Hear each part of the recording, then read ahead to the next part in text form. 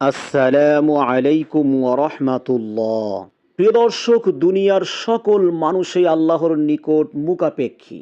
বান্দার সুস্থ জীবন যাপন আল্লাহর একান্ত অনুগ্রহ। আল্লাহর রহমত ছাড়া কোনো বান্দা এক কদমও চলতে পারে না। সেই মহামনিবের দরবারে প্রত্যেক বান্দারই রয়েছে একান্ত চাওয়া পাওয়া। এই চাওয়া পাওয়া কবুলের জন্য রয়েছে একান্ত কিছু সময়। প্রিয় দর্শক, অত্যন্ত একটি গুরুত্বপূর্ণ ভিডিওটি সম্পূর্ণ দেখার জন্য অনুরোধ করছি।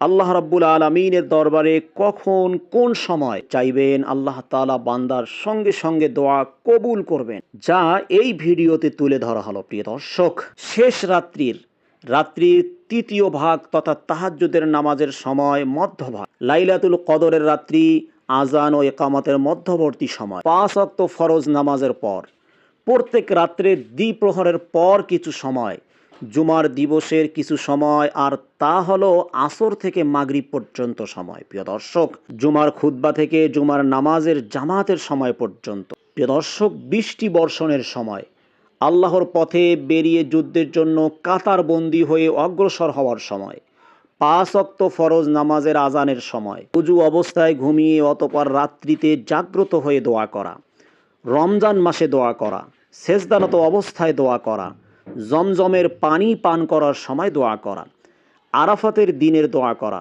জিলহজ মাসের প্রথম 10 দিনের দোয়া, ইফতারির আগের দোয়া। প্রিয় দর্শক, পরিশেষে রমজান মাস ও লাইলাতুল কদর ব্যতীত সারা বছরে আমরা উক্ত সময়গুলোতে আল্লাহর কাছে আমাদের মনের একান্ত চাওয়া পাওয়াগুলো নিবেদন করতে পারি।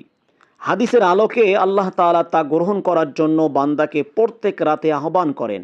আল্লাহ তাআলা মুসলিম উম্মাহকে উক্ত সময়ে তার কাছে দোয়া করার তৌফিক দান করুক। আমিন।